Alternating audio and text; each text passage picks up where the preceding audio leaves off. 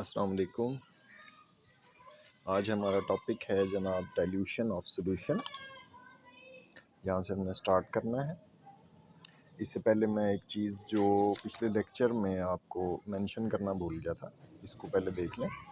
ये short question एक जो बन सकता था वो मैंने मेंशन किया था।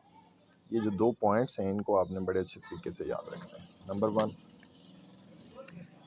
क्वेश्चन क्या है, what are properties of a mixture और ए सॉल्यूशन।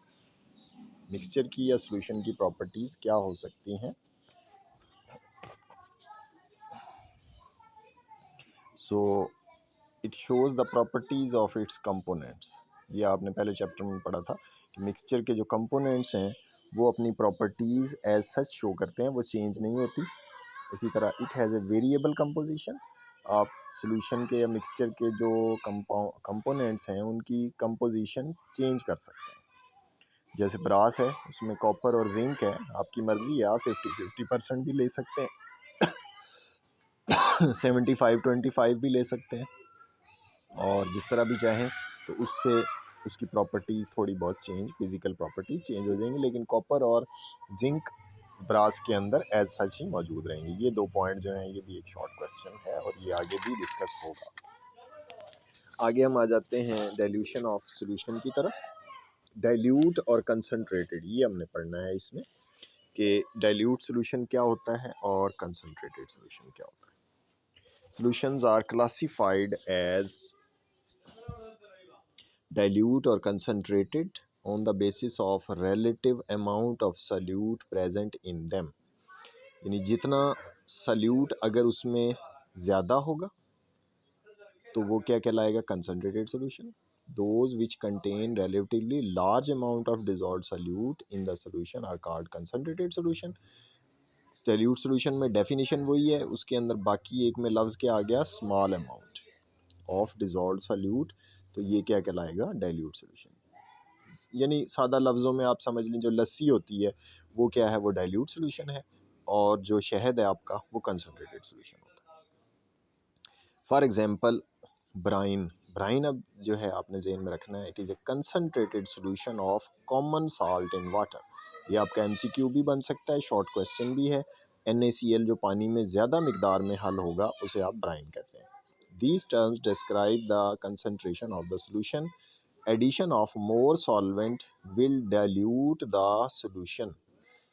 किसी भी सॉल्यूशन में आप सॉल्वेंट पानी ज़्यादा डाल दें, लस्सी बनानी है तो पानी ज़्यादा डालते हैं, वो डाइल्यूट हो जाती है, लस्सी बन जाती है, और एंड इट्स कंसंट्रेशन डिक्रीजेस, तो कंसंट्रेशन जो है वो कम हो जाती है। कंसंट्रेशन क्या चीज़ है जो उसने कहा ना, these terms describe the concentration of the solution. तो ये आगे जो अगले राउंड में आप पढ़ेंगे, ये कंसंट्रेशन यूनिट्स और कंसंट्रेशन और इसके डिफरेंट यूनिट्स, ये सारा आप पढ़ेंगे, कैलकुलेट बाकायदा करेंगे इसको मैथमेटिकली, यानी आपने इसको पढ़ना है।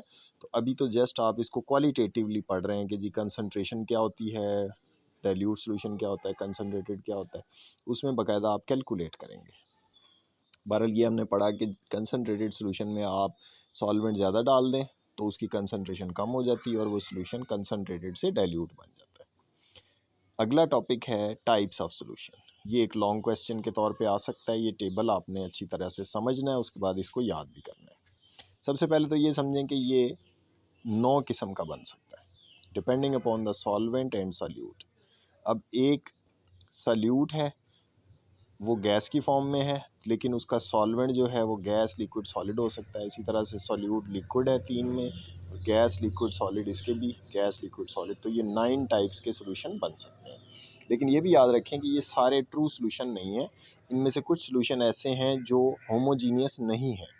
तो लेकिन वो यहाँ पर चूँकि हम पढ़ रहे हैं तो वो उसका जिक्र भी आ जाता है, लेकिन वो ट्रू सॉल्यूशन नहीं है। जो ट्रू नहीं है उनको हम आगे चैप्टर के एंड में भी पढ़ेंगे कि जो नहीं होते उनको फिर क्या कहते हैं। तो बहरहाल अभी हम इनकी 9 टाइप्स को पढ़ते हैं, और ये आपका लॉन्ग क्वेश्चन भी है, ये आपका शॉर्ट क्वेश्चन बनता है। कंसनट्रेटेड और डाइल्यूट सॉल्यूशन, इनकी डेफिनेशंस और एग्जांपल और ब्राइन का आपने याद रखना है। अब हम इसको पढ़ते हैं। तो गैस और गैस के अंदर, गैस में क्या होती है, एयर होती है। इसी तरह मिक्सचर, 2 गैसों को मिक्स कर दें आप, हाइड्रोजन और हीलियम, इन वेदर बैलून जो आपने देखा होगा वो उड़ा रहे होते हैं, बीच में लटक भी रहे होते हैं, बीच में बैठे होते हैं। तो वो बड़े बैलून्स जो हैं वो जो आपका चार्ल्स था साइंटिस्ट, उसके बारे में भी आपने पढ़ा था कि वो भी बैलून्स उड़ाता था, उसकी सारा उसने काम किया था। इसी तरह जो सिलेंडर्स हैं सांस लेने के लिए, उसमें नाइट्रोजन को भी ऑक्सीजन के साथ मिक्स करते हैं, लेकिन ज़्यादातर हीलियम को मिक्स किया जाता है। हीलियम को भी ऑक्सीजन के साथ मिक्स किया जाता है, नाइट्रोजन को नहीं किया जाता है। इसमें प्रॉब्लम होता है नाइट्रोजन का सांस लेने का, हीलियम को मिक्स किया जाता है। लेकिन यहाँ इन्होंने इसको ये सादा जैसे हवा में है नाइट्रोजन और ऑक्सीजन, इसी का जिक्र किया हुआ है। लेकिन और हीलियम भी याद रखें कि ऑक्सीजन के साथ मिक्स हो सकती है। उसके बाद है गैस इन लिक्विड। तो ये पानी में जो पौधे होते हैं वो ऑक्सीजन पैदा करते हैं। वो ऑक्सीजन मछलियों के दूसरे जानदारों के काम आती है, तो वो उसकी एग्जांपल है गैस इन लिक्विड। इसी तरह सोडा वाटर, कार्बन डाइऑक्साइड पानी के अंदर, ये भी एग्जांपल है किसकी, गैस इन लिक्विड की। गैस इन सॉलिड में हाइड्रोजन एडजॉर्ब्ड ऑन पलाडियम। एडजॉर्ब लफ्ज़ है, ये एब्जॉर्ब नहीं है। एब्जॉर्ब आप समझते हैं किसी चीज़ के अंदर जज्ब हो जाना, लेकिन एडजॉर्ब का मतलब होता है अटैच ऑन द सरफेस। यानी पलाडियम एक मेटल है, उसके जो छोटे छोटे पार्टिकल्स हैं उनकी सरफेस के ऊपर हाइड्रोजन गैस अटैच हो जाती है। और ये जो है ये आप पढ़ेंगे जब घी बनाया जाता है ऑयल से, कुकिंग ऑयल से घी बनता है, उस दौरान इसका ये काम होता है। और ये छोटे छोटे पार्टिकल्स पलेडियम के ऑयल में डाले जाते हैं और उनको जब गर्म किया जाता है तो ये हाइड्रोजन जो है उस ऑयल को किस में, घी में कन्वर्ट कर देती है। ऑयल और घी का डिफरेंस आपको पता है, तो इसकी डिटेल आप 10th क्लास में जाके पढ़ेंगे। थोड़ा सा आपके क्लास 8 में भी इसका जिक्र है, लेकिन इस तरह से नहीं है जैसे साइंटिफिकली आप 10वीं में पढ़ेंगे। लिक्विड इन गैस, तो ये इसकी एग्जांपल है फॉग, धुंध है। लिक्विड एयर पोल्यूटेंट्स, मिस्ट जो है वो हल्की हल्की जो फुहार होती है सुबह के टाइम, शबनम के कतरे, और वो जो हवा में एक फुहार कहते हैं इसको, शबनम किसी कैफियत होती है, तरेल भी कहते हैं हमारे ज़ुबान में। तो ये भी इसकी एग्जांपल है। और फॉग तो आप सब देखते ही हैं सर्दियों में। और लिक्विड इन एयर पोल्यूटेंट में आप जो है एरोसोल स्प्रेज, मसलन एयर फ्रेशनर, आपने कभी जब एयर फ्रेशनर को छिड़का होगा, आपने देखा होगा बारीक बारीक कतरे हैं जो हवा में उड़ने लग जाते हैं, मुअल्लक हो जाते हैं, तो उनको भी एरोसोल स्प्रेज कहते हैं। और इसी तरह ये जो खेतों में स्प्रे किया जाता है उसके दौरान भी वो काफ़ी देर तक वो हवा में तैरते रहते हैं, स्प्रे के कतरे। ये किसकी एग्जांपल है, लिक्विड इन गैस। उसके बाद लिक्विड इन लिक्विड तो सिंपल है, पानी में अल्कोहल हल हो जाती है, बेंजीन टॉल्वीन में हल हो जाती है, तो ये लिक्विड इन लिक्विड की एग्जांपल है। लिक्विड इन सॉलिड, ये बटर और चीज़ और बटर जो हैं ये दोनों सॉलिड हैं, लेकिन इनके अंदर जो है वो लिक्विड, मसलन वाटर या मिल्क जो है वो इसके अंदर सॉल्युबल होता है, लेकिन वो हमें सॉलिड नज़र आती हैं दोनों चीज़ें। तो ये जो एग्जांपल्स हैं ये वाली, ये बटर और चीज़, ये भी ट्रू सॉल्यूशन की एग्जांपल नहीं है, लेकिन इसको यहाँ पे लिखा हुआ है। जो मॉडर्न बुक्स हैं उनके अंदर इसको शामिल नहीं किया जाता, इसको आगे जो आगे टॉपिक हमने कोलॉइड और सस्पेंशन पढ़ना है उसके अंदर काउंट किया जाता है। इसको भी ऐसे ही है, ये अगली example. Solid in gas, dust particle, smoke in air. तो स्मोक भी आपको वाजे नज़र आ रहा होता है, होमोजीनियस नहीं होता। तो जो चीज़ होमोजीनियस नहीं है वो सोल्यूशन नहीं कहलाएगी, तो इसलिए ये ट्रू सोल्यूशन नहीं है। तो इनका जिक्र आगे आएगा, लेकिन यहाँ पर भी उन्होंने टाइप्स में 9 टाइप्स में गिन दिया है। तो डस्ट भी नज़र आ रही होती है, बारीक डस्ट भी जो है अगर आंखों से नज़र ना आए तो धूप में नज़र आती है। तो this is not true solution but it is counted in solution. Solid in liquid, sugar in water.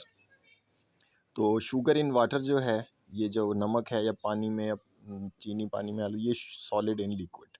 और ये बात भी आपने इस लास्ट लेक्चर में समझ ली थी कि जो सॉल्यूशन बनता है वो सॉल्वेंट के हिसाब से बनता है। अब सॉलिड इसमें डिज़ोल्व हो गया, लेकिन ये एक वन फेज़ बन गया होमोजीनियस, उसका फेज़ क्या है, लिक्विड। सॉलिड गायब हो गया, उनकी बाउंड्रीज आपस में मिक्स हो गई।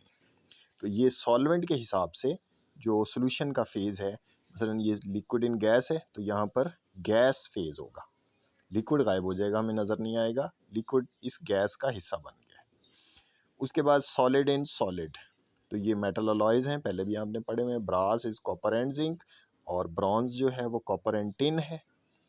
और ओपल जो है ये क्या होता है, क्वार्ट्ज यानी जो सिलिका SiO2 सैंड की प्योर फॉर्म है, उसके अंदर साल्ट जो मिक्स होते हैं वो डिफरेंट कलर्स के कीमती पत्थर बनाते हैं, तो उन्हें ओपल्स कहते हैं।